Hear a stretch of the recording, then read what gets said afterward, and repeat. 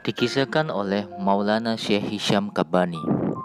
Sekarang saya akan menceritakan kisah Sayyidina Syekh Naksabandi yang merupakan imam dari tarekat Naksabandi dan merupakan seorang ulama besar di masanya. Ia adalah seorang ulama yang langka dari ilmu syariat dan ilmu hakikat. Ia dikenal sebagai Zujahahayan yang memiliki dua sayap yang menjaga dua macam ilmu. Yang satu ia sampaikan kepada semua orang dan yang satunya lagi ia simpan bersama para pengikutnya. Ia juga dikenal sebagai Sultan Al-Arifin atau Sultan bagi orang-orang arif. Sayyidina Syekh Sarafuddin meriwayatkan hadis inda zikri as-sulaha tanzal ar-rahmah. Artinya, setiap saat nama aulia disebutkan, rahmat Allah turun kepada majelis itu karena mereka menyebut aulianya. Di mana rahmat itu turun, itu adalah salah satu rahasia yang diungkapkan oleh Sayyidina Grand Syekh Sarafuddin dan Grand Syekh Abdullah Al-Faris dalam khalwat mereka saat mereka menerima rahasia-rahasia dari Syekh mereka dan dari Nabi SAW. Grand Syekh Sarafuddin Ad-Daghestani berkata,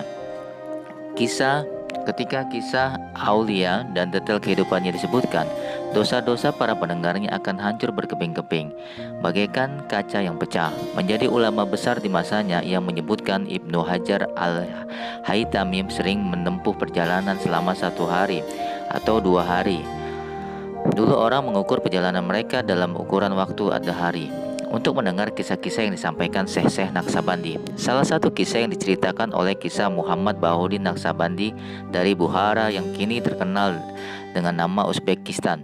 Ketika ia berusia 7 tahun, Syekh Naksabandi dibawa untuk bertemu dengan seluruh rohani Abiyaullah dan Rasul dalam hadirat Sayyidina Muhammad SAW. Dalam hadirat Nabi SAW, umur tidaklah penting, rohania saja yang penting. Syekh Naksabandi sampai di hari suci tersebut pada umur 7 tahun. Ia unik karena tidak seorang pun dapat menyamai levelnya di antara seluruh pengikut Naksabandi pada masa itu. Di hadirat Nabi Muhammad SAW, Sayyidina Musa alaihissalam bertanya kepada Syekh Naksabandi, "Ya Fars al-Alam, kapan engkau dipilih sebagai seorang mursyid bagi manusia?" Syekh Naksabandi menjawab, "Aku telah menjadi mursyid ketika para aulia masih belum ada sepenuhnya." Artinya, aku telah menjadi mursyid sebelum Allah menciptakan para aulia. Ia tidak berbicara mengenai dirinya, tetapi mengenai rahasia Nabi Muhammad SAW yang telah disampaikan kepadanya. Pada level itu, dalam keadaan ekstraksi yang unik. Lalu Sayyidina Musa alaihissalam berkata, "Jelaskan, kami ingin tahu." Sayyidina Syekh Naksabandi menerima dari jalur Sayyidina Abu Bakar As-Siddiq. Jadi karena adab terhadap Sayyidina Musa alaihissalam, Abu Bakar As-Siddiq menjawab, "Wahai Musa, ketika Syekh Naksabandi berbicara kepadamu, itu berasal dari level yang ia wariskan dari Nabi Muhammad SAW. Dan dari level itu adalah satu dari 49 bagian nubuat. Dari rahasia pada level itu ia memberi jawaban kepadamu." Lalu Abu Bakar radhiyallahu an memandang Sayyidina Syekh Naksabandi memberi isyarat untuk menjawab pertanyaan itu. Syekh Naksabandi menjawab, "Aku telah menjadi mursyid ketika tidak ada aulia, sebelum para aulia diberi posisi mereka pada hari Yauma alastu birabbikum. Sejak saat itu aku telah menjadi mursyid dan Allah mengizinkan aku untuk menjaga semua pengikutku dan rezeki mereka dan membimbing mereka ketika para aulia masih belum ada." Sayyidina Musa alaihissalam mengulangi lagi, "Jelaskan." Syekh Naksabandi melanjutkan, "Aku diberi makam kewalianku sebelum semua wali diberi makam kewaliannya dalam tarekat Naksabandi, dan aku menerima ketika aku masih berada dalam dunia atom. Allah menciptakan aku 20.000 tahun sebelum Dia menciptakan para aulia Naksabandi, dan aku berada dalam tarbiyah dan inayat Nabi Muhammad SAW. Lalu Allah Subhanahu wa Ta'ala menciptakan semua aulia lainnya, dan mereka muncul setelah 17.000 tahun. Ada perbedaan 10.000 tahun antara hakikat keberadaanku dengan mereka. Itulah yang aku maksud. Itu terjadi ketika Syekh Naksabandi berumur 7 tahun dan itu adalah irsyad pertamanya dalam hadirat para anbiya, aulia, dan sahabat. Allah Subhanahu wa Ta'ala mengkaruniai Syekh Naksabandi dengan 12.000 keistimewaan.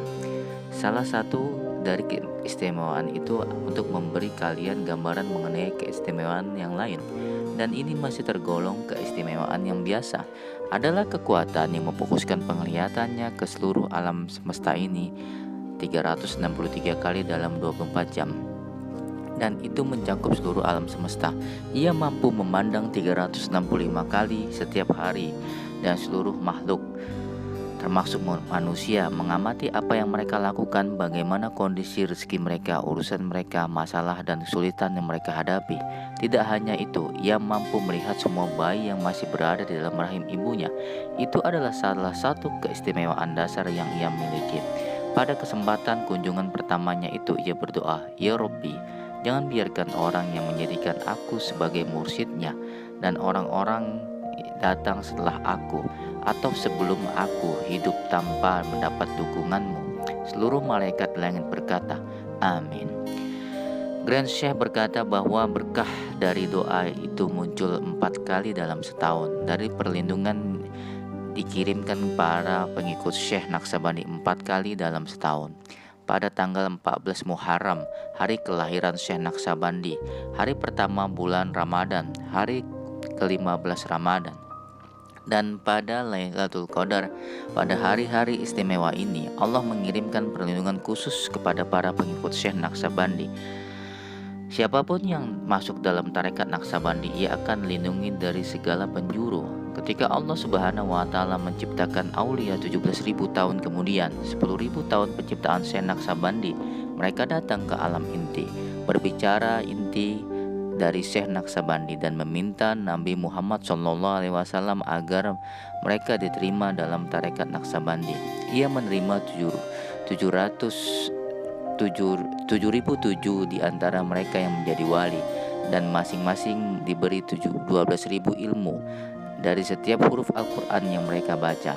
Syekh Naksabandi mencari perbedaan ini demi Nabi Muhammad SAW, dan ketika ia memintanya, Nabi Muhammad SAW memandangnya dan mengangkatnya untuk setiap huruf Al-Quran dikalikan dengan 12.000 ilmu yang diberikan pada setiap huruf pada aulia ini.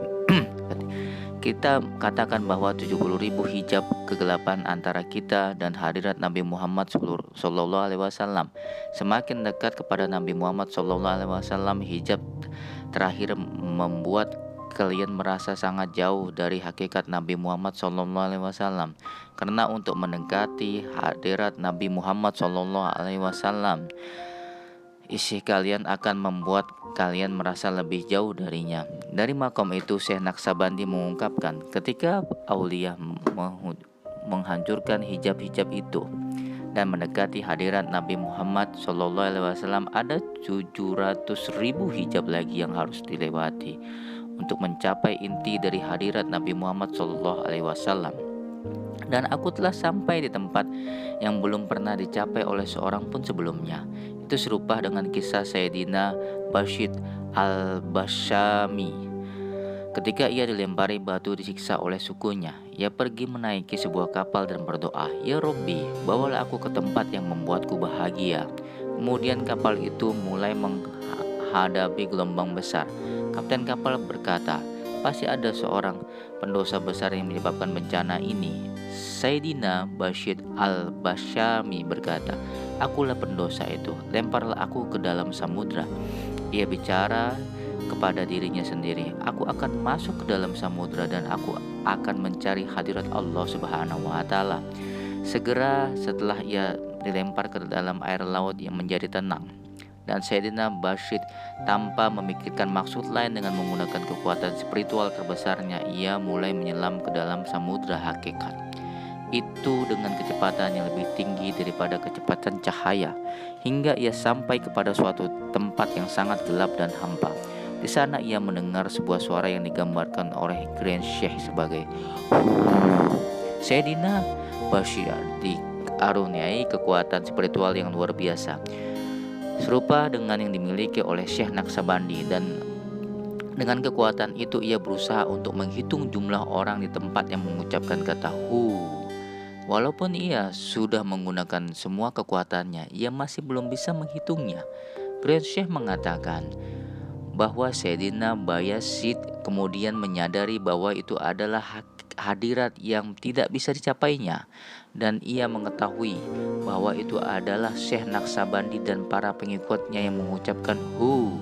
Meskipun Syekh Naksabandi muncul berabad-abad setelah Sayyidina Bayazid al-Bastami, tetap saja ia sampai pada hadirat spiritual Syekh Naksabandi dan murid-muridnya itu.